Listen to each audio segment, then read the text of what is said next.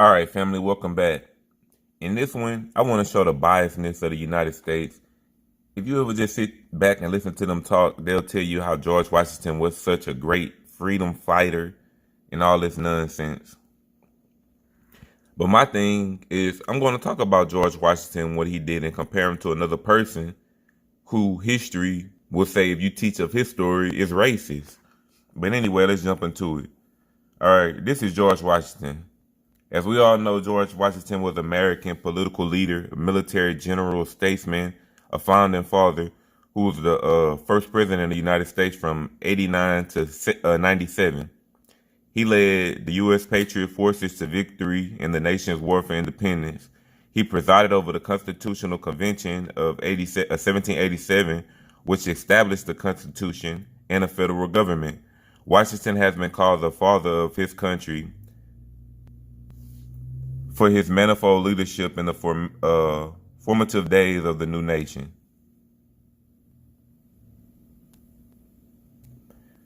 Okay, so George Washington, at the same time that he was fighting for the freedom of his white folks only, he owned slaves. So in February 1786, Washington took a census of Mount Vernon and recorded 224 slaves.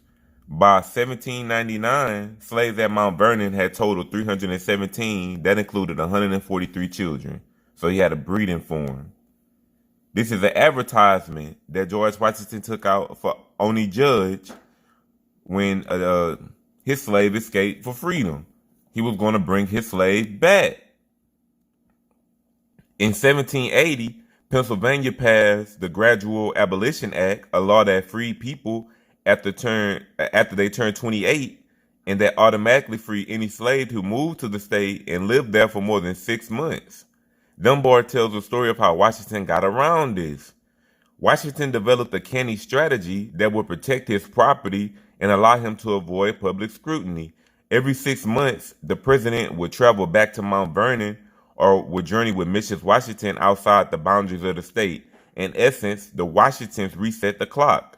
The president was secretive when writing to his personal secretary Tobias Lear in 1791. I request that these sentiments and this advice may be known to none but yourself and Mrs. Washington. So he didn't want people to know how much of a vicious slave owner he was in keeping humans as slaves. Now, if you look up information about this dude, George Washington, right now, they'll say he had conflicted interest on slaves. He was basically just caught up in the era where every black person was considered a slave, and that's not true. White people made black people slaves. Do not let them run with the world with just black people enslaved at that time. No, that's the world that white people was creating. Our ancestors was not slaves in North America, in South America, in the adjoining islands, nor were they slaves in Africa. And if they were slaves, it was a whole different type of system. Slave would just be the term we would put on it. But the stuff they had over here, man, look at this dude. This dude is worshipped. For Washington to sell, now we're going to get into why he kind of joined the war. For Washington to sell his tobacco and purchase goods for his Mount Vernon estate, he had to go through British custom houses, the leading center for trade in the world. Washington expected to get his business done fairly and efficiently through his factor, Robert Carrier, but turned out to be sorely disappointed. Naturally, a very reticent man, Washington carelessly complained about the shoddy goods he was given and the high commission taken by the custom houses. Parliament began to implement its series of infamous taxes. Had the Americans been given proper representation and equal rates on other matters, Washington may have acquiesced. But he was already being price gouged on his transactions. As the British closed the Boston port, the entire Virginia economy system continued to suffer, gradually being forced away from tobacco production because of its unprofitability. Washington began to identify a systematic economic oppression against his countrymen. Though partial British economic policies caused Mount Vernon to lose money and continue growing Washington debts, he held solace in his claims to vast holdings of Western lands. This land, he knew, would continue to rise in price and could leave him and his descendants very wealthy, so they already carving up land that do not belong to them. Unfortunately, there were others who seemed to give Washington every obstacle imaginable in holding his land. Through the proclamation of 1763, the British denied American all-land requests west of the Appalachian Mountains. Next, the British Secretary of State to the colonies ruled that the western lands promised to the French and Indian War veterans apply only to native British, not Americans. Finally, their Lord Dunmore of Virginia notified Washington that all the western lands he had surveyed and claimed had been nullified as a result of the fabricated technicalities. At this point, the British had not only rendered Washington estates completely unprofitable, they had also eliminated all his amassed property wealth. So, why George Washington got into the Revolutionary War is he kind of felt like he was being oppressed by the British while this man held humans as slaves. This is the psychology of the United States, man. These people are crazy. They thought that they could gain freedom while holding slaves. They thought they could be oppressed while holding slaves. Now, when you talk about a true American hero, Nat Turner, he didn't own slaves. He looked at the situations in which his people was born in and he wanted to change it. But somehow we have a complex in this country who say that I'm just only going to the point, I believe we should be separated.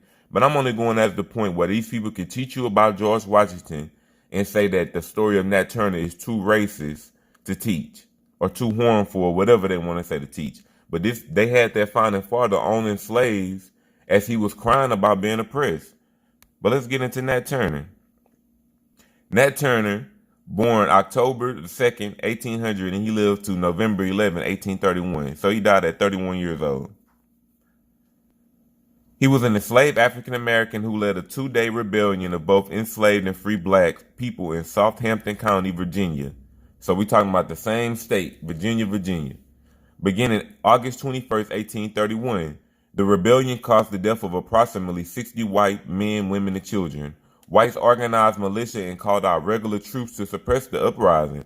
In addition, white militia and mobs attacked blacks in the area, killing an estimated 120, many of whom were not even involved in the revolt. So they just went on a rampage killing black people.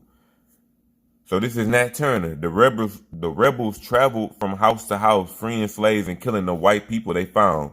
The rebels ultimately included more than 70 enslaved and free men of color, because the rebels did not want to alert anyone to their presence as they carried out their attacks.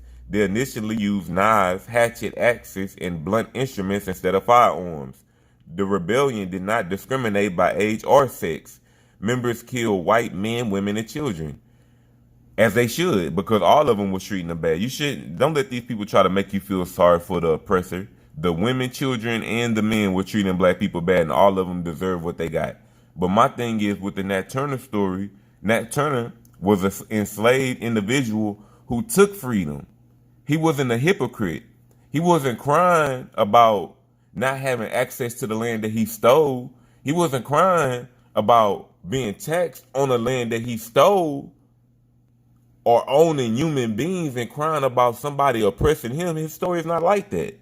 His story was he was oppressed. He saw the conditions of his people, and he did something to take it. He led a slave revolt. He didn't own slaves. He didn't mistreat humans. He went after his oppressors and gave them an oppressor's death.